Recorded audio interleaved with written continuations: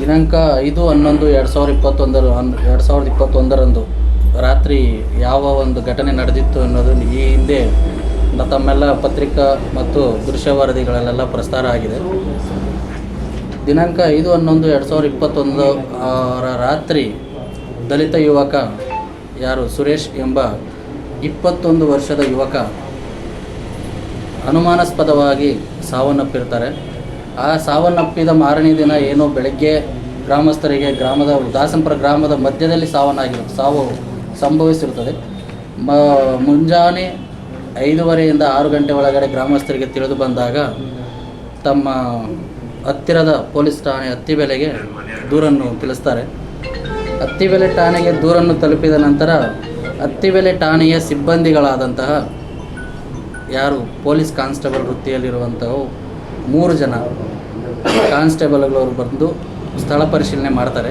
ಸ್ಥಳ ಪರಿಶೀಲನೆ ಮಾಡಿದ್ದ ಸಮಯದಲ್ಲಿ ಅವರ ಹಿರಿಯ ಅಧಿಕಾರಿಯಾದಂತಹ ವಿಶ್ವನಾಥ್ರವರಿಗೆ ವಿಷಯ ಮುಟ್ಟಿಸ್ತಾರೆ.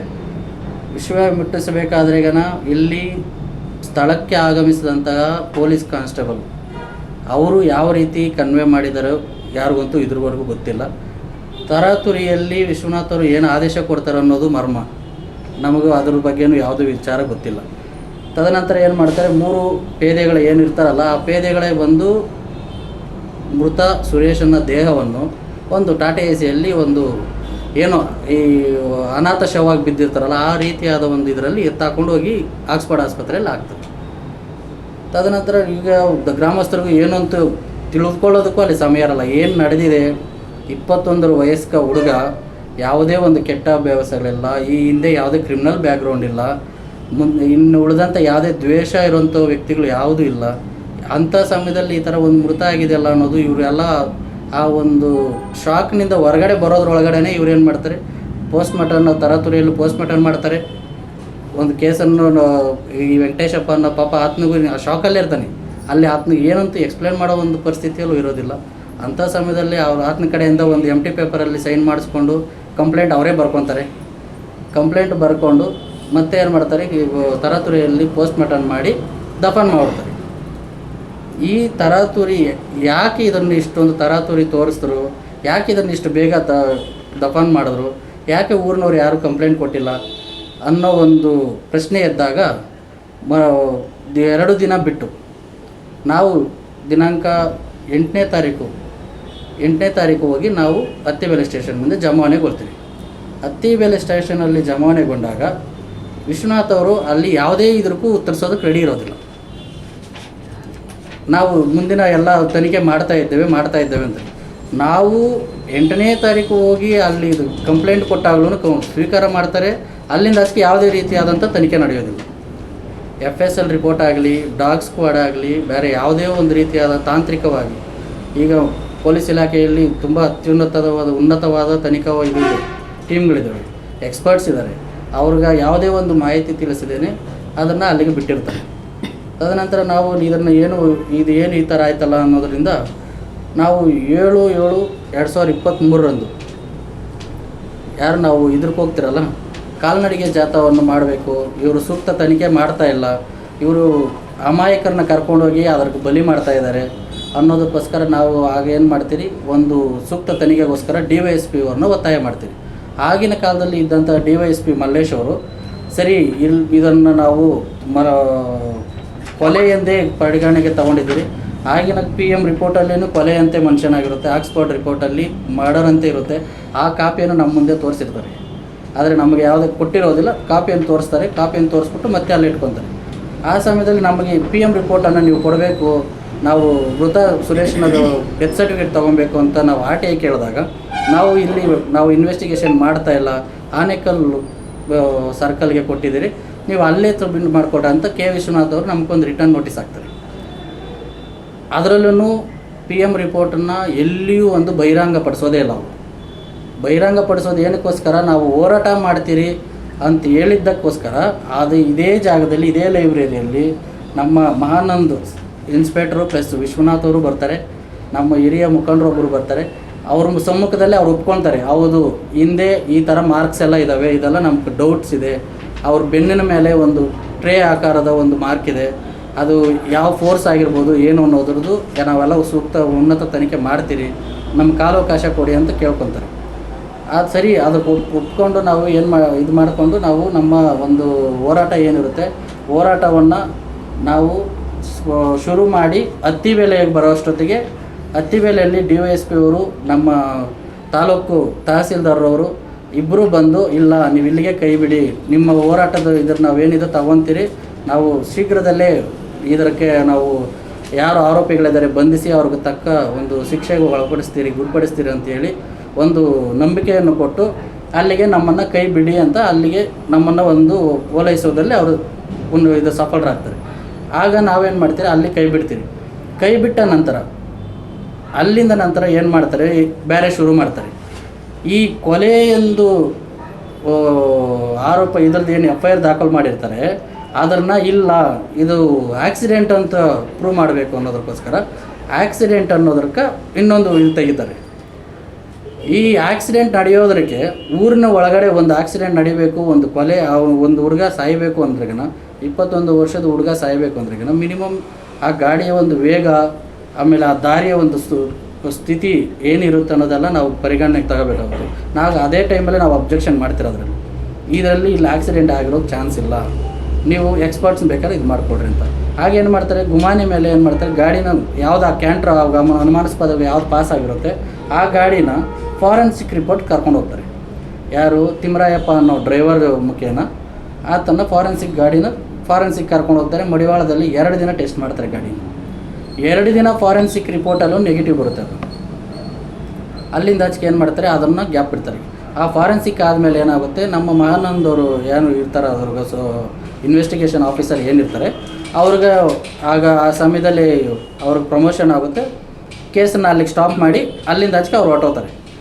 ಮತ್ತೆ ಬರೋದು ಇದರಲ್ಲಿ ಈ ಕೇಸಲ್ಲಿ ಮತ್ತೆ ರೀಎಂಟ್ರಿ ಆಗೋದು ಚಂದ್ರಪ್ಪ ಅವರು ಬಂದು ಏನು ಮಾಡ್ತಾರೆ, ಇಲ್ಲ ನಾನು ಇದಕ್ಕೆ ನಿಮ್ಗೆ ನ್ಯಾಯ ಮಾಡಿಸ್ಕೊಡ್ತೀನಿ ಅಂತ ನಾವು ಸುರೇಶ್ ಪೋತ ಸರು, ಆಮೇಲೆ ವೆಂಕಟೇಶ್ ಸರು, ಆನಂದ್ ಚಕ್ರವರ್ತಿ ಸರ್ ಹೋಗಿ ಮಾತಾಡಿದಾಗ, ಇಲ್ಲ ನಾವು ಇದಕ್ಕೆ ಖಂಡಿತವಾಗ್ಲೂ ನಾವು ನಿಮಗೆ ನ್ಯಾಯ ಕೊಡಿಸ್ತೀರಿ, ನ್ಯಾಯ ಒಂದು ಇದು ಮಾಡ್ತೀನಿ ಅಂತೇಳಿ ಯಾವುದೇ ಒಂದು ಸ್ಥಳಕ್ಕೆ ಭೇಟಿ ನೀಡಲ್ಲ, ಯಾವುದೇ ಸ್ಥಳ ಪರಿಶೀಲನೆ ಮಾಡಲ್ಲ, ಯಾವುದೇ ಒಂದು ವಿಟ್ನೆಸ್ನ ಕರ್ಕೊಬಂದು ವಿಟ್ನೆಸ್ ಹೇಳಿಕೆಗಳು ಮಾಡ್ಕೊಳ್ಳೋದಿಲ್ಲ.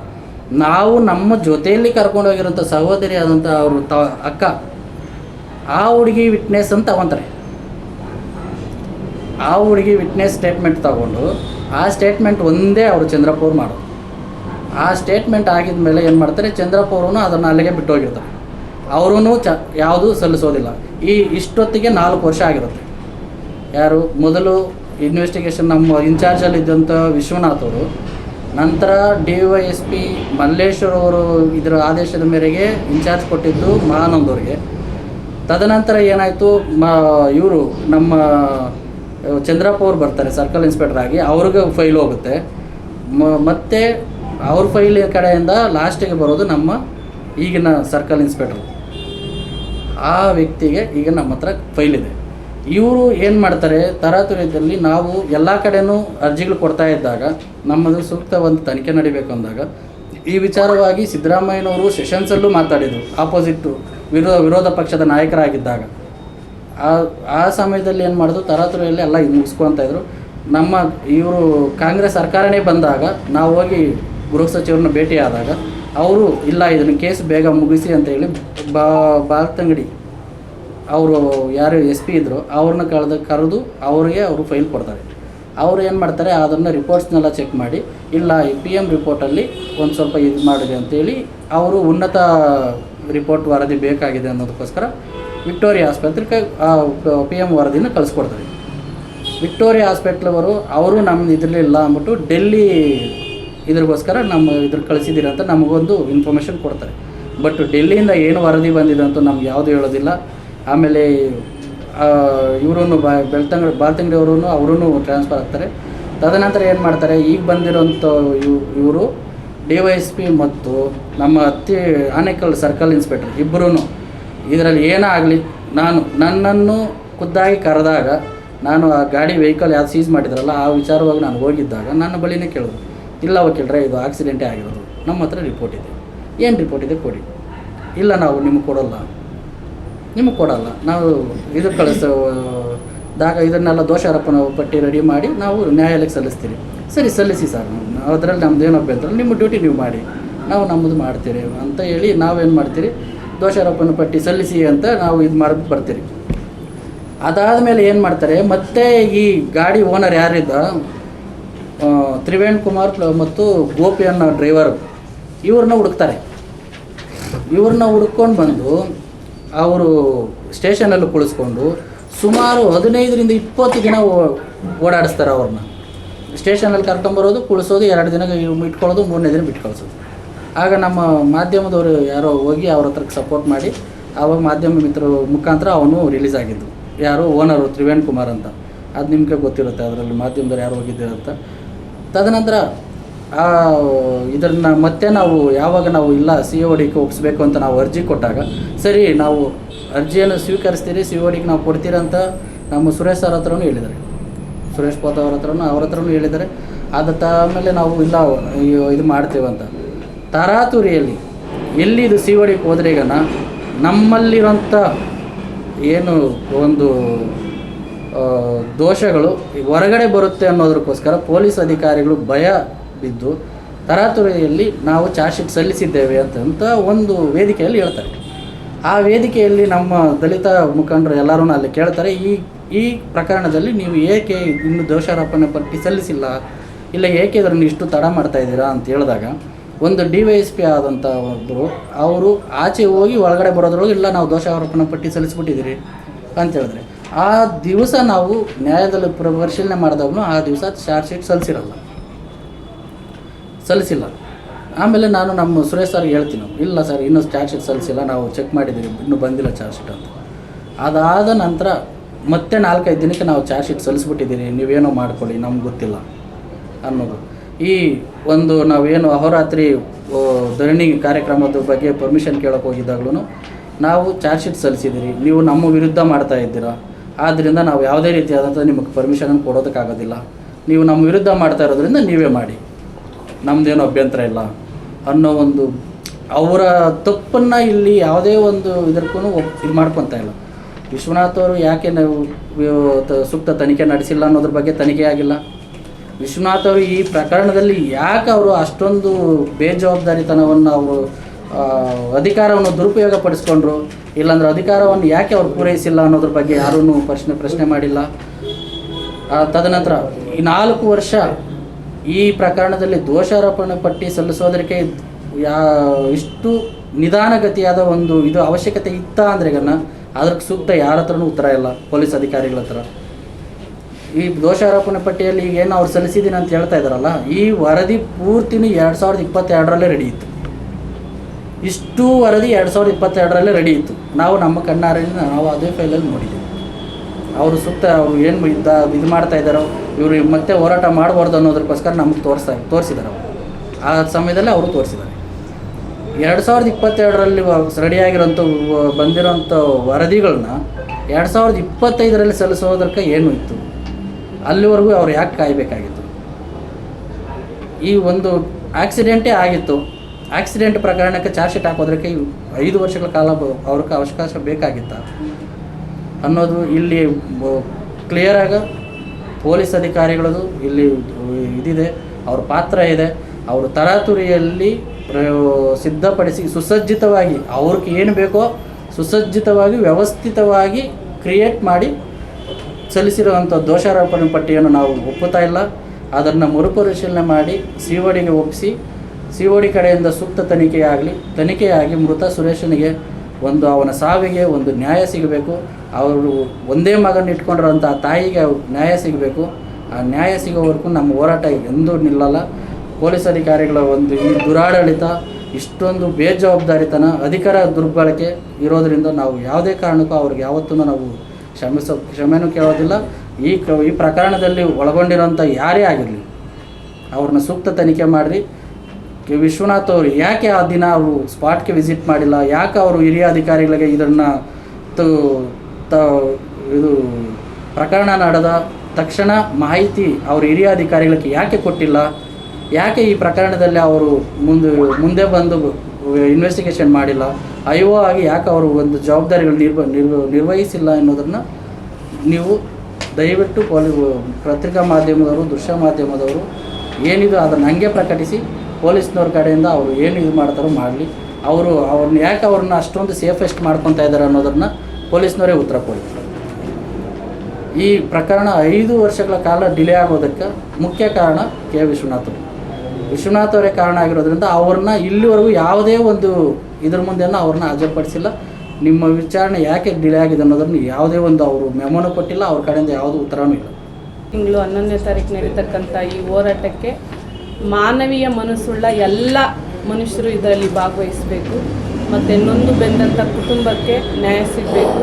ಮತ್ತು ಮೃತ ವ್ಯಕ್ತಿಗೆ ಒಂದು ಗೌರವನ ಈ ನ್ಯಾಯದ ಮೂಲಕ ನಾವು ಸಮರ್ಪಣೆ ಮಾಡಬಹುದು ಅಂತ ಅಂದ್ಕೊಳ್ತಾ ಇದ್ದೀವಿ. ಮತ್ತು ಎಷ್ಟೆಲ್ಲ ದೌರ್ಜನ್ಯಗಳು ದಲಿತರ ಮೇಲೆ ನಿರಂತರವಾಗಿ ನಡೀತಾ ಇದ್ದರೂ ಕೂಡ, ಕಾನೂನು ಸುವ್ಯವಸ್ಥೆ ಇದ್ದರೂ ಕೂಡ ಈ ಥರ ಆರೋಪಗಳಿಗೆ ಕಾನೂನೇ ವ್ಯವಸ್ಥೆನೇ ಕಾರಣ ಅಂತ ನಾನು ಘಂಟಾಘೋಷವಾಗಿ ಹೇಳಬಲ್ಲೆ. ಮತ್ತು ಈ ಒಂದು ಹೋರಾಟ ಅತ್ಯುನ್ನತವಾಗಿ ನಡೀತಾ ಇದೆ. ಮತ್ತು ಎಲ್ಲರೂ ಕೂಡ ಭಾಗವಹಿಸಬೇಕು. ಮತ್ತು ಇದನ್ನು ನ್ಯಾಯ ಪಡೆಯೋ ತನಕ ಈ ಅಹೋರಾತ್ರಿ ಹೋರಾಟ ನಡೀತಾ ಇರುತ್ತೆ. ಎಲ್ಲರೂ ದಯವಿಟ್ಟು ಭಾಗವಹಿಸಿ. ಮತ್ತು ಇದು ನಿಜಕ್ಕೂ ಅಮಾಯಕರಿಗೆ ಈ ಥರ ಆಗ್ತಾ ಇರೋದು. ಈ ಬಲಿಷ್ಠರು ಏನು ಕೈವಾಡ ಇದೆ, ನಿಜಕ್ಕೂ ಅಹೋರಾತ್ರಿ 11ನೇ ತಾರೀಕು ನಡೀತದೆ. ಯಾವುದೇ ಕಾರಣಕ್ಕೂ ಅದನ್ನು ತಪ್ಪಿಸೋಕ್ಕಾಗಲ್ಲ. ಯಾರೇ ಬರಲಿ, ಏನೇ ಆಗಲಿ, ಅಹೋರಾತ್ರಿ ಮಾಡೇ ಮಾಡ್ತೀರಿ. COD ತನಿಖೆ ಆಗಬೇಕಂತೇಳಿ ದಲಿತ ಪರ ಸಂಘಟನೆ ಒಕ್ಕೂಟದಿಂದ ಮಾಡ್ತಾಯಿದ್ರಿ. ಜೈ ಭೀಮ್, ಜೈ ಭಾರತ್. ದಾಸನಪುರ ಸುರೇಶನ ಕೊಲೆ ಈಗಾಗಲೇ ಅನೇಕ ಹೋರಾಟಗಳನ್ನು ಮಾಡಿದ್ದೀವಿ. ಎಲ್ಲ ಪ್ರಗತಿಪರ ಮತ್ತು ಇದಕ್ಕೆ ಬೆಂಬಲವನ್ನು ಅನೇಕ ಪ್ರಗತಿಪರ ಸಂಘಟನೆಗಳು ಸೂಚನೆ ಮಾಡಿದ್ದಾವೆ. ಇದನ್ನು ಸಮರ್ಪಕವಾಗಿ ಸುರೇಶನ ತನಿಖೆಯನ್ನು ಸಮರ್ಪಕವಾಗಿ ಮಾಡಲಿಲ್ಲ. ಸಮರ್ಪಕವಾಗಿ ತನಿಖೆ ಆಗಬೇಕು. ಇದಕ್ಕೆ ಸಂಬಂಧಪಟ್ಟಂಥ ಯಾರೆಲ್ಲ ಇದಕ್ಕೆ ಸಂಬಂಧಪಟ್ಟಂಥ ಅಪರಾಧಿಗಳಿದ್ದಾರೆ ಅವರನ್ನು ಪತ್ತೆ ಹಚ್ಚೋದ್ರಲ್ಲಿ ಪೊಲೀಸ್ ಇಲಾಖೆ ಸಂಪೂರ್ಣವಾಗಿ ವಿಫಲ ಆಗಿದೆ. ಅದರಿಂದ ಏನೀಗ ಇಂಥ ಕೊಲೆಗಳು ಕೆಲವು ಕೊಲೆಗಳು ಮುಚ್ಚೋಗಿದ್ದಾವೆ. ಅನೇಕ ಈ ರೀತಿ ಮೇಲ್ವರ್ಗದವರು, ಬಲಿಷ್ಠರು, ಬಲಾಢ್ಯರು, ಅನೇಕ ಈ ರೀತಿ ಶೋಷಿತ ಜನ ಈ ರೀತಿ ದೌರ್ಜನ್ಯಗಳು, ಕೊಲೆಗಳಾದಂಥ ಸಂದರ್ಭದಲ್ಲಿ ಅಧಿಕಾರವನ್ನು ದುರ್ಬಳಕೆ ಮಾಡಿಕೊಂಡು ಈ ಥರ ಪ್ರಕರಣಗಳನ್ನು ಮುಚ್ಚಿ ಹಾಕಿರುವಂಥ ಅನೇಕ ಪ್ರಕರಣಗಳಿದ್ದಾವೆ. ಅದರಲ್ಲಿ ಸುರೇಶಂದು ಒಂದು ಪ್ರಕರಣ. ಈ ಪ್ರಕರಣವನ್ನು ನಾವು ಬಿಡೋದಿಲ್ಲ, ಕೈಗೆತ್ಕೊಂಡು ಹೋರಾಟವನ್ನು ಮುನ್ನಡೆಸ್ತೀವಿ. ಈಗಾಗಲೇ ಮೇಲಿನ ಅಧಿಕಾರಿಗಳಿಗೆ ಗಮನಕ್ಕೆ ತಂದಿದ್ದೀವಿ. ಹಂತವಾಗಿ ಇದಕ್ಕೆ ಸಂಬಂಧಪಟ್ಟಂಥ ಪ್ರಗತಿಪರ ಇದರ ನೇತೃತ್ವ ವಹಿಸಿರುವಂಥ ಎಲ್ಲ ಮುಖಂಡರು ಐಕ್ಯತೆಯಿಂದ ಒಗ್ಗಟ್ಟಾಗಿ ಇದನ್ನು ಸಮರ್ಪಕವಾಗಿ ಒಂದು ಒಳ್ಳೆಯ ಧೀರೋದ್ಧ ಹೋರಾಟವಾಗಿ ಇದನ್ನು ಮುನ್ನಡೆಸ್ತೀವಿ. ಅದಕ್ಕೆ ಒಂದು ಕಾನೂನುಬದ್ಧವಾದಂಥ ಒಂದು ವ್ಯವಸ್ಥಿತವಾಗಿ ಹೋರಾಟವನ್ನು ಕೈಗೆತ್ಕೊಂಡಿದ್ದೀವಿ. ಹೀಗಾಗಿ ತನಿಖೆ ಆಗಬೇಕು. ತಕ್ಕ ಯಾರೆಲ್ಲ ಇದರಲ್ಲಿ ಭಾಗಿದಾರರಾಗಿದ್ದಾರೆ, ಅಪರಾಧಸ್ಥರಾಗಿದ್ದಾರೆ, ಅವ್ರನ್ನ ಪತ್ತೆ ಹಚ್ಚಬೇಕು.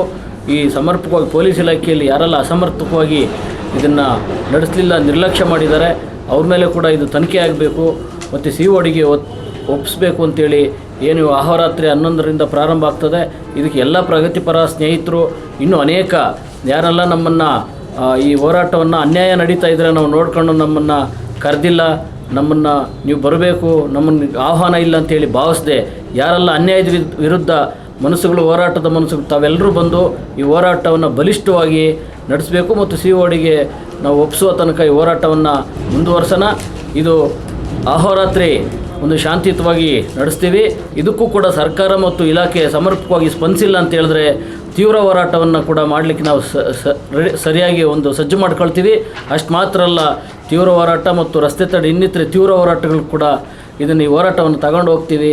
ಸರ್ಕಾರ ಮತ್ತು ಪೊಲೀಸ್ ಇಲಾಖೆ ಇದಕ್ಕೆ ಸ್ಪಂದಿಸಿ ನಮಗೆ CODಗೆ ಒಪ್ಪಿಸಬೇಕು ಅಂತೇಳಿ ಈ ಮಾಧ್ಯಮಗಳ ಮೂಲಕ ನಾವು ಒತ್ತಾಯವನ್ನು ಮೂಲಕ ತಿಳಿಸ್ತಾ ಇದ್ದೀವಿ. ಈ ಕೊಲೆ 20 ವರ್ಷದ ಹಿಂದೆ ಗುಡ್ನಳ್ಳಿನಲ್ಲಿ ಶುಂಭಯ್ಯ ಅಂತ ಸೇಮ್ ಕೊಲೆ ಆಗಿತ್ತು.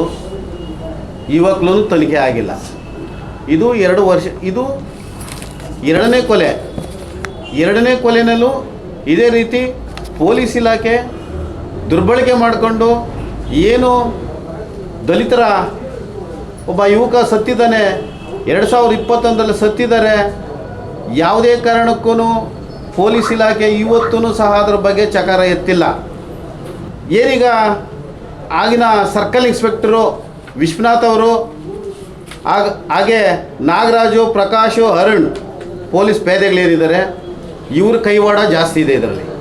ನಮ್ಮದು ಒತ್ತಾಯ ಯಾರೋ ರಾತ್ರಿ ನಾವು ಏನು ಒತ್ತಾಯ ಮಾಡ್ತಾ ಇದ್ದೀವಿ ಅಂದರೆ ಸರ್ಕಲ್ ಇನ್ಸ್ಪೆಕ್ಟ್ರು ವಿಶ್ವನಾಥರವರು ಮಂಪ್ರ ಪರೀಕ್ಷೆ ಮಾಡಬೇಕು.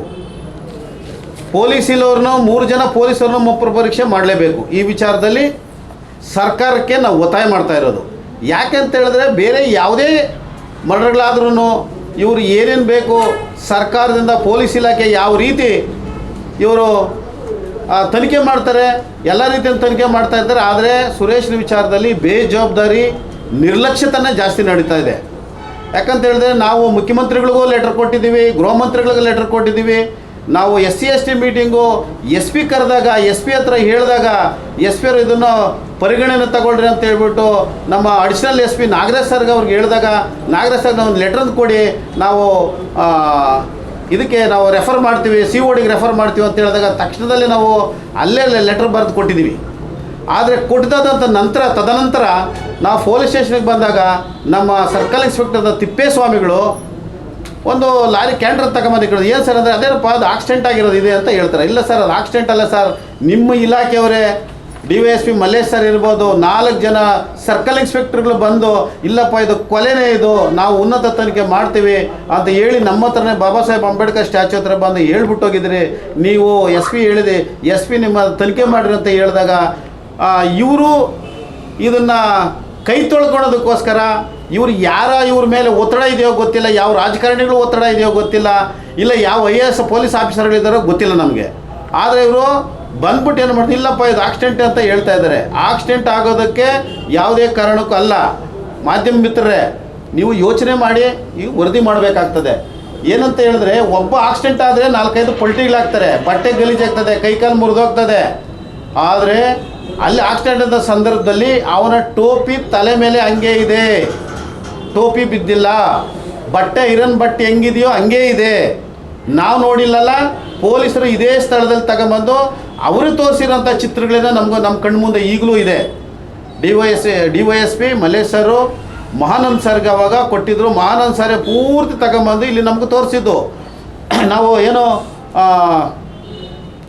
ಕಾಲ್ನಡಿಗೆ ಜಾಥಾ ಇನ್ನೊಂದು 8 ದಿವಸ ಐತೆ, ಎಲ್ಲ ಇಲಾಖೆಯವರು ಬಂದ್ಬಿಟ್ಟು ನಾವು ತನಿಖೆ ಮಾಡ್ತೀವಿ ಅಂತ ಹೇಳಿದಾಗ ಆಯಿತು ಸರ್, ನೀವು ಏನೋ 8 ದಿವಸದೊಳಗಡೆ ನೀವು ಅಪರಾಧಿಗಳನ್ನ ನೀವು ಬಂಧಿಸ್ಬಿಟ್ರೆ ನಾವು ಮಾಧ್ಯಮದವ್ರ ಮಿತ್ರರ ಮುಂದೆ ನಾವು ಏನು ಹೋರಾಟ ಹಿಂದಕ್ಕೆ ತಗೊತೀವಿ ಅಂತ ನಾವು ಹೇಳಿಕೆ ಕೊಡ್ತೀವಿ ಅಂತ ಅಂದ ಸಂದರ್ಭದಲ್ಲಿ ನಾವು ಹೇಳಿದ್ವಿ. ಆದರೂ ಅವ್ರ ಕೈಯಲ್ಲಿ ಆಗಿಲ್ಲ, ಮಹಾನಂದರ ಕೈಯಲ್ಲಿ ಆಗಿಲ್ಲ. ಚಂದ್ರಪ್ಪರು ಬಂದರು, ಚಂದ್ರಪ್ಪರ ಕೈಯಲ್ಲಿ ಆಗಿಲ್ಲ. ಈಗ ಬಂದಿದ ತಕ್ಷಣ ಚಂದ್ರಪ್ಪರಿಗೂ ಗೊತ್ತು, ಮಹಾನಂದ ಗೊತ್ತು, ಮಾಡ್ರು ಅಂತ ನಮ್ಮ ಕಣ್ಣು ಮುಂದೆನೇ ಹೇಳಿದ್ದಾರೆ. ನಾನು ತನಿಖೆ ತಗೊತೀನಿ, ನಾನು ಅದನ್ನು ಪ್ರೂವ್ ಮಾಡ್ತೀನಿ ಅಂತ ಚಂದ್ರಪ್ಪರು ಹೇಳಿದಾಗ ಅವರು ಟ್ರಾನ್ಸ್ಫರ್ ಆಗೋದ ಸಂದರ್ಭದಲ್ಲಿ ತಿಪ್ಪೇಸ್ವಾಮಿಗಳ ಕೈಗೆ ಬಂದಾಗ ತಿಪ್ಪೇಸ್ವಾಮಿಗಳಿಗೆ ಗೊತ್ತೇ ಇರಲಿಲ್ಲ. ನಾವು SP ಹತ್ರ ಯಾವಾಗ ನಾವು ಪ್ರೆಸೆಂಟ್ ಮಾಡಿದ್ವಿ ಆವಾಗ ತಿಪ್ಪೇಸ್ವಾಮಿ ಕೈಗೆ ಆ ಫೈಲ್ ಬಂದಿದ್ದು. ಫೈಲ್ ಬಂದಾಗ ತಿಪ್ಪೇಸ್ವಾಮಿ ಆಯ್ತಪ್ಪ ನಾನು ಮಾಡ್ತೀನಿ ಅಂತ ಹೇಳ್ಬಿಟ್ಟು ತಿಪ್ಪೇಸ್ವಾಮಿನೇ ಇದನ್ನು ದಿಕ್ಕು ತಪ್ಪಿಸಿರೋದು, ಈಗಿರೋ DYSPನೇ ಇದನ್ನು ದಿಕ್ಕು ತಪ್ಪಿಸಿರೋದು. ಯಾಕಂತ ಹೇಳಿದ್ರೆ ಅವ್ರಿಗೆ ತನಿಖೆ ಮಾಡಬೇಕು ಅಂತ ಅವ್ರಿಗೆ ಇದ್ದಿದ್ರೆ ಅವರು ಮಾಡ್ತಾಯಿದ್ರು, ಇಲ್ಲಾಂದರೆ ಅವ್ರು ನಾವು ಕೊಡ್ತಾ ಇಲ್ಲ ಸರ್, ನಮ್ಮ ಕೈಯಲ್ಲಿ ಮಾಡೋಕ್ಕಾಗಲ್ಲ ಅಂತ ಹೇಳ್ಬಿಟ್ಟು IR ಆಫೀಸರ್ಗೆ ಅವ್ರಿಗೆ ಹೇಳ್ಕೊಂಡು ಕೊಡ್ಬೋದಾಗಿತ್ತು. ಆದರೆ ದಿಕ್ಕು ತಪ್ಪಿಸಿರೋದೇ ಇವರಿಬ್ಬರೇ. ಯಾಕಂದರೆ ಇವ್ರ ಕೈಯಲ್ಲಿ ಆಗಿರೋದ್ರೆ DYSPಗೆ ಏನೋ ಹೊಸಕೋಟೆ DYSPಗೆ ಇದು ಇನ್ಚಾರ್ಜ್ ಮಾಡಿರಿ, ಅವ್ರಿಗೆ ವರ್ಗಾವಣೆ ಮಾಡಿರಿ ಅಂತ ನಮ್ಮ ಅಡಿಷನಲ್ SP ಹೇಳಿದ್ರು ವರ್ಗಾವಣೆ ಮಾಡ್ದಿರ ಇವ್ರು ಕೈ ತೊಳ್ಕೊಂಡಿದ್ರಲ್ಲ. ಇದ್ರ ಹಿನ್ನೆಲೆ ಏನಿದೆ, ಇದ್ರ ಹಿನ್ನೆಲೆ ನಾವು ಹುಡುಕ್ಬೇಕಾಗ್ತದೆ. ಅದಕ್ಕೆ ನಾವು ಯಾವ ಮಟ್ಟಕ್ಕೆ ಹೋರಾಟ ಮಾಡೋದಕ್ಕೂ ನಾವು ರೆಡಿಯಾಗಿದ್ದೀವಿ. ರಾತ್ರಿ ಧರಣಿನೂ ಮಾಡ್ತೀವಿ. ಹಂಗೂ ಆಗಿಲ್ಲ ಅಂದರೆ ನಾವು ಮುಖ್ಯಮಂತ್ರಿಗಳ ಹತ್ರ ಹೋಗ್ತೀವಿ, ನಾವು ವಹಿಸ್ತೀವಿ. ನಮ್ಮ ಪ್ರಶ್ನೆ ಈಗ ಏನಾಗಿದೆ ಅಂದರೆ ನಮಗೆ ಆಕ್ಸಿಡೆಂಟು ಅನ್ನೋದು ಪ್ರೂವ್, ನಮಗೆ ಅದನ್ನು ಕ್ಲೋಸ್ ಮಾಡೋಂಥ ಅವಶ್ಯಕತೆ ಇದೆ. ಇದು ತನಿಖೆ ಆಗಬೇಕು, COD ತನಿಖೆ ಆಗಲೇಬೇಕು. ವಿಶ್ವನಾಥ್ ಇವ್ರನ್ನೆಲ್ಲನೂ ಇವ್ರನ್ನ ಕಸ್ಟಡಿಗೆ ತಗೊಬೇಕು, ಇವ್ರನ್ನ ಮಂಪ್ರ ಪರೀಕ್ಷೆ ಮಾಡಬೇಕು. ಈಗಿರುವಂಥ ಸರ್ಕಲ್ ಇನ್ಸ್ಪೆಕ್ಟ್ರು DYSPನ ಇವ್ರನ್ನೂ ಕಸ್ಟಡಿಗೆ ಇವ್ರನ್ನ ಕಸ್ಟಡಿಗೆ ತಗೊಂಡು ಇವ್ರನ್ನೂ ಮಂಪ್ರ ಪರೀಕ್ಷೆ ಮಾಡಬೇಕಂತ ಈ ಸಂದರ್ಭದಲ್ಲೇ ಕೇಳ್ತಾ ಇದೆ. ಯಾಕೆ ಹೇಳ್ತಾ ಇದ್ದೀವಿ ಅಂತ ಹೇಳಿದಾಗ ನಮ್ಮನ್ನು ಹೋರಾಟಗಾರರನ್ನ ದಿಕ್ಕು ತಪ್ಪಿಸೋಂಥ ಮಾತುಗಳು ಮಾತಾಡ್ತಾ ಇದ್ದಾರೆ.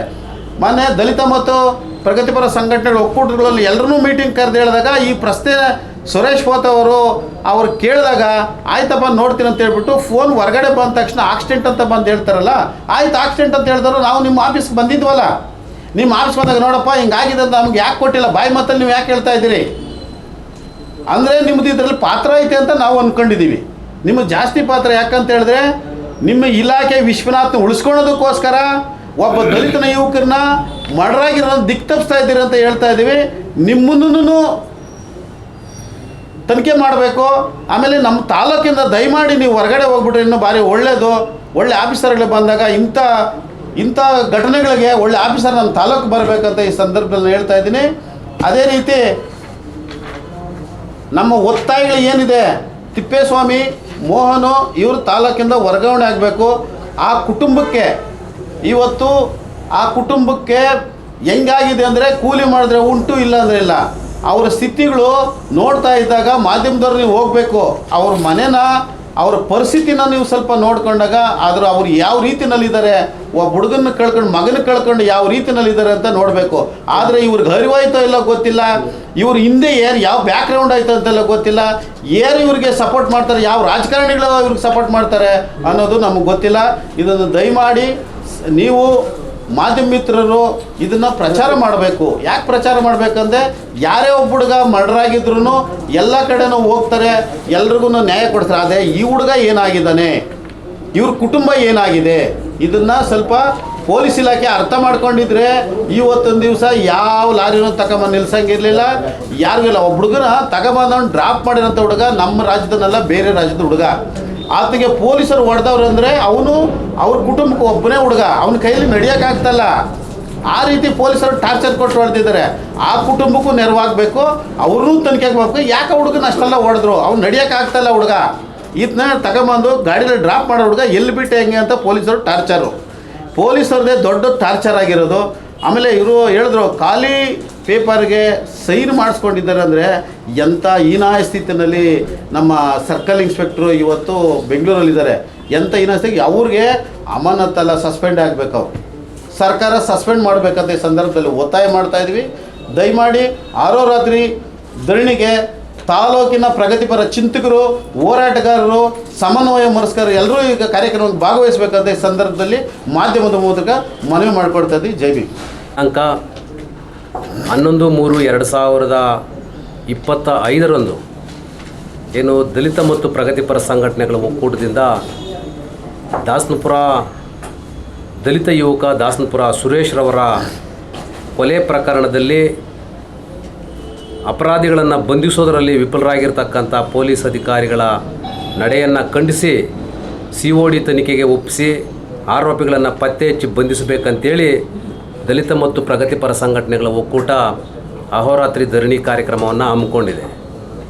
ಯಾಕೆ ಅಹೋರಾತ್ರಿ ಧರಣಿ ಕಾರ್ಯಕ್ರಮವನ್ನು ಹಮ್ಮಿಕೊಳ್ಳಲಾಗಿದೆ ಅಂತಕ್ಕಂಥದ್ದು ನಮ್ಮೆಲ್ಲ ಸ್ನೇಹಿತರು ಈಗಾಗಲೇ ಸಂಕ್ಷಿಪ್ತವಾಗಿ ವಿವರಿಸಿದ್ದಾರೆ. ಇವತ್ತು ಆನೇಕಲ್ ಮೀಸಲು ವಿಧಾನಸಭಾ ಕ್ಷೇತ್ರ, ಇದರಲ್ಲಿ ದಲಿತರ ಪಾರಪತ್ಯ ಏನಿದೆ, ಈ ಮೀಸಲು ವಿಧಾನಸಭಾ ಕ್ಷೇತ್ರದಲ್ಲಿ ಸರ್ಕಾರ ದಲಿತರ ರಕ್ಷಣೆಯನ್ನು ಮಾಡಬೇಕಾಗಿತ್ತು. ಆದರೆ ಇವತ್ತು ದಲಿತ ಯುವಕರು ಮತ್ತು ದಲಿತ ಸಮುದಾಯದ ನಾಯಕರುಗಳು ಅವರ ಪರಿಸ್ಥಿತಿ ಏನಾಗಿದೆ ಅಂತಕ್ಕಂಥದ್ದನ್ನು ಹೇಳ್ಕೊಳ್ಳೋದಕ್ಕೆ ಆಗ್ತಾಯಿಲ್ಲ. ಇವತ್ತು ಮೀಸಲು ವಿಧಾನಸಭಾ ಕ್ಷೇತ್ರ ಆದರೂ ಸಹ ದಲಿತರಿಗೆ ಇಲ್ಲಿ ಯಾವುದೇ ವಿಧವಾದಂಥ ರಕ್ಷಣೆ ಇಲ್ಲ. ನಮ್ಮನ್ನು ರಕ್ಷಣೆ ಮಾಡಬೇಕಾದಂಥ ಪೊಲೀಸ್ ಅಧಿಕಾರಿಗಳು ಇವತ್ತು ನಮ್ಮನ್ನು ಸುಲಿಗೆ ಮಾಡ್ತಕ್ಕಂಥದ್ದು ಮತ್ತು ಜಾತಿಗಳನ್ನು ವರ್ಗಗಳನ್ನು ಎತ್ಕಟ್ಟತಕ್ಕಂಥ ಕೆಲಸಗಳು ಇವತ್ತು ಮಾಡ್ತಾಯಿದ್ದಾರೆ.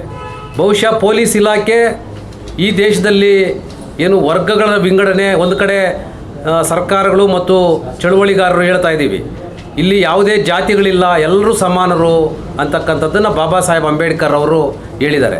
ಆದರೆ ಈ ಪೊಲೀಸ್ ಇಲಾಖೆ ಜಾತಿಗಳನ್ನು ಎತ್ಕಡ್ತಕ್ಕಂಥದ್ದು ಮತ್ತು ವರ್ಗಗಳನ್ನು ವಿಂಗಡಿಸ್ತಕ್ಕಂಥ ಒಂದು ಹುನ್ನಾರ ಬಹಳ ಸುಲಭವಾಗಿ ಮಾಡ್ತಕ್ಕಂಥದ್ದನ್ನು ನಮ್ಮ ಕಣ್ಣು ಮುಂದೆ ಇದೆ.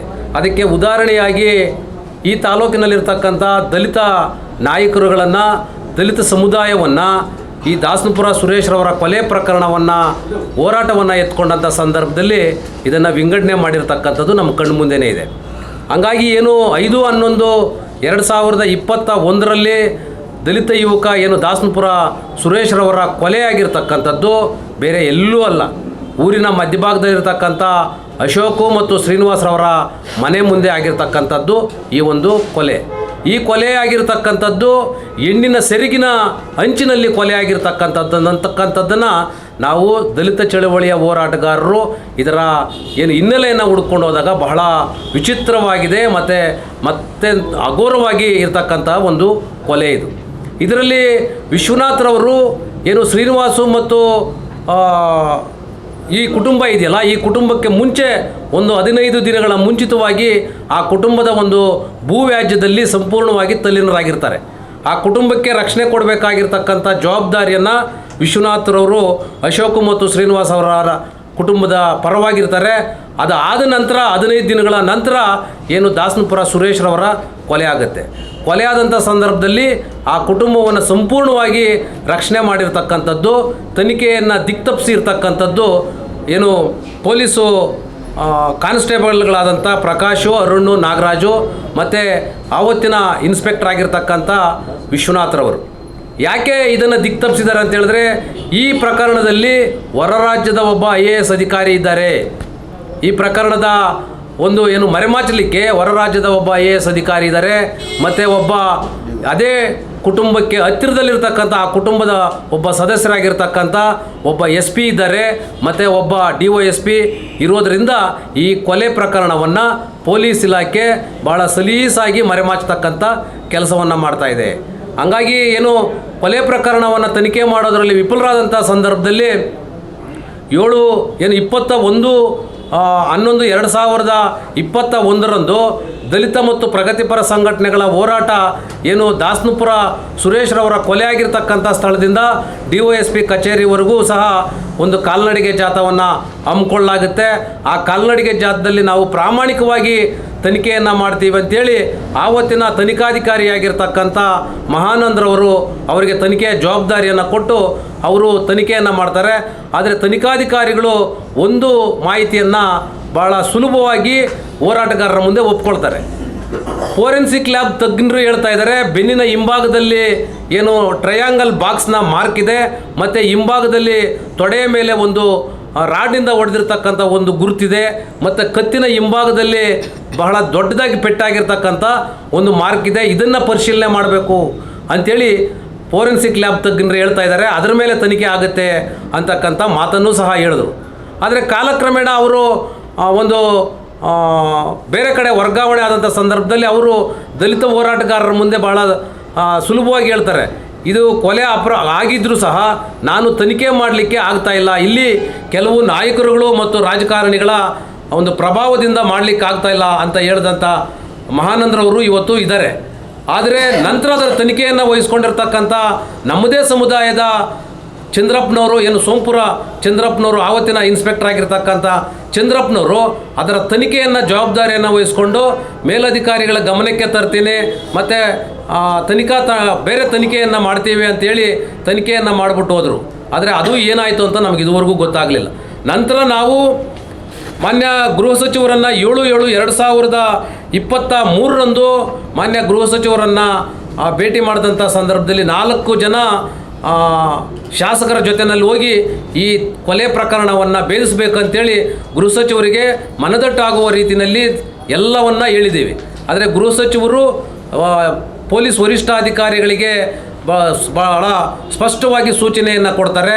ಈ ಕೊಲೆ ಪ್ರಕರಣದಲ್ಲಿ ಯಾರು ಆರೋಪಿಗಳಿದ್ದಾರೆ ಅವರನ್ನು ಪತ್ತೆ ಹಚ್ಚಿ ಕೂಡಲೇ ಬಂಧಿಸಬೇಕು ಅಂತ ಸೂಚನೆಯನ್ನು ಕೊಡ್ತಾರೆ. ಆದರೂ ಸಹ ಇದುವರೆಗೂ ಸಹ ಪೊಲೀಸ್ ಇಲಾಖೆ ಇದರ ಬಗ್ಗೆ ಗಮನವನ್ನೇ ಹರಿಸ್ಕೊಳ್ಳೋದಿಲ್ಲ. ಮತ್ತು ದಲಿತ ಚಳುವಳಿಯ ಹೋರಾಟಗಾರರು ಅದೇನು 2024 ಡಿಸೆಂಬರಲ್ಲಿ ದಲಿತ ಮುಖಂಡರ ಸಭೆಯನ್ನು ಕರೆದಾಗ ದಲಿತ ಮುಖಂಡರ ಸಭೆಯಲ್ಲೂ ಸಹ ಹೋರಾಟವನ್ನು ಮಾಡ್ತೇವೆ ಮತ್ತು ಇದರ ಬಗ್ಗೆ ಕ್ರಮ ಕೈಗೊಳ್ಳಬೇಕು ಅಂತ ಮುಖಂಡರುಗಳು ಮಾನ್ಯ SP ರವರನ್ನು ಒತ್ತಾಯ ಮಾಡಿದಾಗ SP ರವರು ಅಡಿಷನಲ್ SP ಆಗಿರ್ತಕ್ಕಂಥ ನಾಗರಾಜ್ರವರು, ನೀವು ಒಂದು ಪತ್ರವನ್ನು ಕೊಡಿ, ನಾವು ನಿಮ್ಮ ಪತ್ರದ ಆಧಾರದ ಮೇಲೆ COD ತನಿಖೆಯನ್ನು ಮಾಡಿಸ್ತೀವಿ, ಫೈಲನ್ನು CODಗೆ ಒಪ್ಪಿಸ್ತೀವಿ ಅಂತ ಹೇಳ್ತಕ್ಕಂಥದ್ದನ್ನು ಸಹ ಭಾಳ ಸ್ಪಷ್ಟವಾಗಿದೆ. ಆದರೆ ಇದುವರೆಗೂ ಸಹ CODಗೆ ಒಪ್ಪಿಸ್ತೇನೆ ಅಂತಕ್ಕಂಥ ಹೇಳಿದಂಥ ಜಿಲ್ಲಾ ಪೊಲೀಸ್ ವರಿಷ್ಠಾಧಿಕಾರಿಗಳು ಯಾಕೆ CODಗೆ ಒಪ್ಪಿಸಲಿಲ್ಲ ಅಂತಕ್ಕಂಥದ್ದು ನಮ್ಮ ಪ್ರಶ್ನೆ. ಮತ್ತು ಈ ಕೊಲೆ ಪ್ರಕರಣದಲ್ಲಿ ಯಾರ್ಯಾರು ಭಾಗಿಯಾಗಿದ್ದಾರೆ, ಆ ಭಾಗಿಯಾಗಿರ್ತಕ್ಕಂಥವ್ರು ಏನು ಕೊಲೆ ಆದ 15 ದಿನಗಳ ನಂತರ ಅವರೇ ಸಹ ನಾವೇ ಸ್ವಯ ಇಚ್ಛೆಯಿಂದ ಕೊಲೆ ಮಾಡಿದ್ದೇವೆ ಅಂತ ಹೇಳಿ ಇನ್ಸ್ಪೆಕ್ಟರ್ ವಿಶ್ವನಾಥ್ರವರ ಮುಂದೆ ಹೇಳಿ ತಪ್ಪೊಪ್ಪಿಗೆಯನ್ನು ಹೇಳ್ಕೊಂಡು ಅವರು ಅರೆಸ್ಟ್ ಆಗೋದಕ್ಕೂ ಸ್ವಯಂ ಪ್ರೇರಿತವಾಗಿ ಅರೆಸ್ಟ್ ಆಗೋದಕ್ಕೂ ಸಹ ರೆಡಿ ಇದ್ದರು.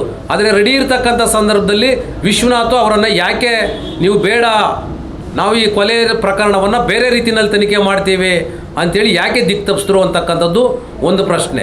ಮತ್ತು ಇದಕ್ಕೆ ಮುಖ್ಯವಾಗಿ ಕಾರಣ ಏನಾಗಿದೆ ಅಂತ ಹೇಳಿದ್ರೆ, ಏನು ಕೊಲೆ ಮಾಡಿರ್ತಕ್ಕಂಥ ಸ್ಥಳದಲ್ಲಿ ಆವತ್ತು ಏನು ಕೊಲೆ ಮಾಡಿರ್ತಕ್ಕಂಥ ಏನು ಆರೋಪಿಗಳಿದ್ದಾರೆ, ಆ ಆರೋಪಿಗಳ ಒಂದು ಕುಟುಂಬದಲ್ಲಿ ಏನಾಗಿದೆ, ಇವತ್ತಿಗೂ ಸಹ ಅಲ್ಲಿ ಒಂದು ಹೆಣ್ಣುಮಗಳು ಕಾಣೆಯಾಗಿದ್ದಾಳೆ. ಅಲ್ಲಿ ಕೊಲೆಗೆ ನಡೆದಿರ್ತಕ್ಕಂಥ ಏನು ನಾನು ಈ ಹಿಂದೆ ಹೇಳಿದಂಥ ಸಂದರ್ಭದಲ್ಲಿ ಏನು ಹೆಣ್ಣುಮಗಳ ಸೊರಗಿನಲ್ಲಿ ಕೊಲೆ ಆಗಿದೆ ಅಂತಕ್ಕಂಥ ಪ್ರಸ್ತಾಪವನ್ನು ಏನು ಮಾಡಿದ್ದೀವಿ, ಅಲ್ಲಿ ಆವತ್ತು ಕೊಲೆ ಆದಂಥ ರಾತ್ರಿ ಹೋಗಿರ್ತಕ್ಕಂಥ ಹೆಣ್ಣುಮಗಳು ಇವತ್ತವರೆಗೂ ಯಾಕೆ ಆ ಕುಟುಂಬಕ್ಕೆ ವಾಪಸ್ ಬರಲಿಲ್ಲ, ಆ ಮನೆಗೆ ಯಾಕೆ ವಾಪಸ್ ಬರಲಿಲ್ಲ, ಆಕೆಗೆ ಯಾರಿಗೂ ತಿಳಿಯದೆ ಯಾಕೆ ಮದುವೆ ಮಾಡಿದ್ರಿ, ಆಕೆ ಇವತ್ತಿಗೂ ಆಕೆ ಗರ್ಭವತಿ ಆಗಿದ್ದಾಳೆ, ಆದರೆ ಯಾಕೆ ಆ ಹೆಣ್ಣುಮಗಳನ್ನು ಊರಿಗೆ ಕರ್ಕೊಂಬಂದಿಲ್ಲ ಅಂತಕ್ಕಂಥದ್ದು ಬಹಳ ಯಕ್ಷ ಪ್ರಶ್ನೆಯಾಗಿದೆ. ಮತ್ತು ಇವತ್ತವರೆಗೂ ಸಹ ಏನು ಈ ಕುಟುಂಬ ಏನು ಕೊಲೆ ಮಾಡಿರ್ತಕ್ಕಂಥ ಕುಟುಂಬ ಏನಿದೆ, ಆ ಕುಟುಂಬ ಇವತ್ತಿಗೂ ಹೇಳ್ಕೊಳ್ತಾ ಇದೆ. ಆ ಭಾಗದಲ್ಲಿ ಏನು ನೀವು ಅತ್ತಿಬೆಲೆ ಮಾಧ್ಯಮದ ಮಿತ್ರರು ಅತ್ತಿಬೆಲೆ ಭಾಗದಲ್ಲಿ ಹೋಗಿ ವಿಚಾರ ಮಾಡ್ಬೋದು. ಆ ಕುಟುಂಬದ ಸದಸ್ಯರುಗಳು ಇವತ್ತಿಗೂ ಸಹ ಇಂಚಿಂಚು ಏನು ಹೋರಾಟ ನಡೀತಾ ಇದೆ, ಇದ್ರ ಬಗ್ಗೆ ಕೊಲೆ ಪ್ರಕರಣದಲ್ಲಿ ಯಾವ ಹಂತದಲ್ಲಿದೆ ಈ ತನಿಖೆ, ಮತ್ತು ಹೋರಾಟಗಾರರು ಯಾವ ನಡೆಯನ್ನು ಮಾಡ್ತಾ ಇದ್ದಾರೆ, ಎಲ್ಲಿ ಓಡಾಡ್ತಾ ಇದ್ದಾರೆ ಅಂತಕ್ಕಂಥದ್ದನ್ನು ಇಂಚಿಂಚು ಮಾಹಿತಿಯನ್ನು ಏನು ಕಲೆಕ್ಟ್ ಮಾಡ್ತಾ ಇದ್ದಾರೆ. ಇಂಚಿಂಚು ಮಾಹಿತಿಯನ್ನು ಕಲೆಕ್ಟ್ ಮಾಡಿ ಮತ್ತೆ ನಮ್ಮ ಕೊರಳಿಗೆ ಸುತ್ತುವಂಥ ಕೆಲಸ ಆಗ್ತಾ ಇದೆ. ನಾವು ಆವತ್ತೇ ಒಪ್ಕೊಳ್ತಾ ಇದ್ದೀರಿ, ಆದರೆ ಇನ್ಸ್ಪೆಕ್ಟರ್ ವಿಶ್ವನಾಥರವರೇ ನಮ್ಮನ್ನು ದಾರಿ ತಪ್ಪಿಸಿದ್ದು ಅಂತಕ್ಕಂಥದ್ದು ಆ ಕುಟುಂಬ ಇವತ್ತು ಜನರ ಮುಂದೆ ಹೇಳ್ತಾ ಇದೆ. ನಮ್ಮ ಪ್ರಶ್ನೆ ಇಷ್ಟೇನೇ, ದಲಿತ ಯುವಕ ಇವತ್ತು ಮೀಸಲಾತಿ ಕ್ಷೇತ್ರದಲ್ಲಿ ದಲಿತ ಯುವಕನ ಕೊಲೆ ಆದರೂ ಸಹ ಯಾಕೆ ಸರ್ಕಾರ ಇದರ ಬಗ್ಗೆ ಕ್ರಮ ಕೈಗೊಳ್ಳಲಿಲ್ಲ, ಇವತ್ತು ಜಿಲ್ಲಾಡಳಿತ ಇದರ ಬಗ್ಗೆ ಯಾಕೆ ಉನ್ನತ ಮಟ್ಟದ ತನಿಖೆಗೆ ಒಳಪಡಿಸಲಿಲ್ಲ, ಈ ಅಧಿಕಾರಿಗಳನ್ನು ಏನು ವಿಶ್ವನಾಥ್ ಮತ್ತು ಏನು ಕಾಣೆಯಾಗಿರ್ತಕ್ಕಂಥ ಏನು ಹೆಣ್ಣುಮಗಳಿದೆ, ಆ ಹೆಣ್ಣುಮಗಳನ್ನು ಇಬ್ಬರನ್ನು ಸಹ ಮಂಪರು ಪರೀಕ್ಷೆಗೆ ಒಳಪಡಿಸಿ ತನಿಖೆಯನ್ನು ಮಾಡಬೇಕು ಅಂತಕ್ಕಂಥದ್ದು ನಮ್ಮ ಒಂದು ಹೋರಾಟ. ಈ ಕೊಲೆ ಆಗಿರ್ತಕ್ಕಂಥದ್ದನ್ನು ಕೊಲೆ ರಹಸ್ಯವನ್ನು ಭೇದಿಸಲಿಕ್ಕೆ ವಿಫಲರಾಗಿರ್ತಕ್ಕಂಥ ಪೊಲೀಸ್ ಅಧಿಕಾರಿಗಳನ್ನು ಈ ಕೂಡಲೇ ಅಮಾನತು ಮಾಡಬೇಕು. ಮತ್ತು ಇವತ್ತು ಆ ಕುಟುಂಬ ಬೀದಿಯಲ್ಲಿ ನಿಂತಿದೆ. ಸುರೇಶನ ಕುಟುಂಬ ಇವತ್ತು ಒಂದೊತ್ತಿನ ಊಟಕ್ಕಾಗಿ ಸಹ ಒದ್ದಾಡ್ತಾ ಇದೆ. ಆ ಕುಟುಂಬಕ್ಕೆ ಸರ್ಕಾರ ಪರಿಹಾರವನ್ನು ಕೊಡಬೇಕು. ಮತ್ತು ಈ ಕೊಲೆಯನ್ನು ಮರೆಮಾಚಲಿಕ್ಕೆ ಅಧಿಕಾರಿಗಳಿಗೆ ರಕ್ಷಣೆ ಕೊಟ್ಟಿರ್ತಕ್ಕಂಥ ಯಾವುದೇ ರಾಜಕಾರಣಿಗಳಿರ್ಬೋದು, ಆ ರಾಜಕಾರಣಿಗಳ ಹಿನ್ನೆಲೆಯನ್ನು ಗುರುತಿಸಬೇಕು. ಮತ್ತು ಆ ರಾಜಕಾರಣಿಗಳು ಯಾರು ಅಂತಕ್ಕಂಥದ್ದನ್ನು ಏನು ಈ ಸಮುದಾಯಕ್ಕೆ ತಿಳಿಸುವಂಥ ಕೆಲಸ ಆಗಬೇಕು. ಮತ್ತು ಈ ಕುಟುಂಬಕ್ಕೆ ಸರ್ಕಾರ ಪರಿಹಾರವನ್ನು ಕೊಡಬೇಕು. ಮತ್ತು ಅಪರಾಧಿಗಳು ಯಾರೇ ಇದ್ದರೂ ಸಹ ಈಗ ಏನು ವಿಧಾನಮಂಡಲದ ಅಧಿವೇಶನ ಪ್ರಾರಂಭ ಆಗಿದೆ. ಈ ವಿಧಾನಮಂಡಲದ ಅಧಿವೇಶನದಲ್ಲಿ ದಯಮಾಡಿ ಈ ಕ್ಷೇತ್ರದಲ್ಲಿರ್ತಕ್ಕಂಥ ಏನು ಜನಪ್ರತಿನಿಧಿಗಳು MLC ಆಗಿರ್ಬೋದು ಅಥವಾ MLA ಆಗಿರ್ಬೋದು, ಈ ಪ್ರಕರಣವನ್ನು COD ತನಿಖೆಗೆ ಒಪ್ಪಿಸುವಂತೆ ವಿಧಾನಮಂಡಲದ ಅಧಿವೇಶನದಲ್ಲಿ ಚರ್ಚೆ ಮಾಡಬೇಕಂತೇಳಿ ದಲಿತ ಮತ್ತು ಪ್ರಗತಿಪರ ಸಂಘಟನೆಗಳ ಒಕ್ಕೂಟ ತಮ್ಮನ್ನು ಒತ್ತಾಯವನ್ನು ಮಾಡುತ್ತೆ. ಮತ್ತು ಈ ಪ್ರಕರಣವನ್ನು ತನಿಖೆ ಆಗೋವರೆಗೂ ಮತ್ತು COD ತನಿಖೆಗೆ ಒಪ್ಪಿಸುವವರೆಗೂ ಅಹೋರಾತ್ರಿ ಧರಣಿಯನ್ನು ಹಮ್ಮಿಕೊಂಡಿದ್ದೀವಿ. ಈ ಹೋರಾಟವನ್ನು ಮುಂದುವರಿಸ್ತೀವಿ. ತಾಲೂಕಿನ ಪ್ರಜ್ಞಾವಂತ ಯುವಕರು ತಮ್ಮ ಮುಂದಿನ ಭವಿಷ್ಯಕ್ಕಾಗಿ ಈ ವ್ಯವಸ್ಥೆ ಏನಿದೆ, ವ್ಯವಸ್ಥೆಯ ವಿರುದ್ಧವಾಗಿ ಹೋರಾಟ ಮಾಡಲಿಕ್ಕೆ ತಾಲೂಕಿನ ಪ್ರಜ್ಞಾವಂತ ಜನರು, ಪ್ರಜ್ಞಾವಂತ ಯುವಕರು, ಎಲ್ಲ ಸಮುದಾಯದ ಯುವಕರು, ಎಲ್ಲ ಸಮುದಾಯದ ನಾಯಕರುಗಳು ಮತ್ತು ಪ್ರಗತಿಪರ ಚಿಂತಕರು ಈ ಅಹೋರಾತ್ರಿ ಧರಣಿ ಹೋರಾಟದಲ್ಲಿ ಭಾಗವಹಿಸಿ ಈ ಕಾರ್ಯಕ್ರಮವನ್ನು ಯಶಸ್ವಿಗೊಳಿಸಬೇಕು.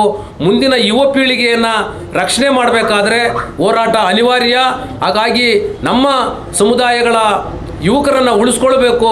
ಪೊಲೀಸರು ಮಾಡ್ತಕ್ಕಂಥ ಈ ಕೃತ್ಯಗಳು, ಪೊಲೀಸರು ಮಾಡ್ತಕ್ಕಂಥ ಈ ಅನ್ಯಾಯಗಳನ್ನು ಖಂಡಿಸಬೇಕಾದ್ರೆ ಈ ಹೋರಾಟದಲ್ಲಿ ಎಲ್ಲರೂ ಸಹ ಭಾಗವಹಿಸಿ ಈ ಹೋರಾಟವನ್ನು ಯಶಸ್ವಿಗೊಳಿಸಿ ದಾಸನಪುರ ಸುರೇಶ್ರವರ ಕೊಲೆ ಪ್ರಕರಣವನ್ನು COD ತನಿಖೆಗೆ ಒಪ್ಪಿಸುವವರೆಗೂ ಹೋರಾಟವನ್ನು ಹಮ್ಮಿಕೊಳ್ತೇವೆ ಅಂತಕ್ಕಂಥ ಮಾತುಗಳನ್ನು ಹೇಳ್ತಾ ನನ್ನ ಮಾತುಗಳನ್ನು ಮುಗಿಸ್ತೀನಿ. ಜೈ ಭೀಮ್.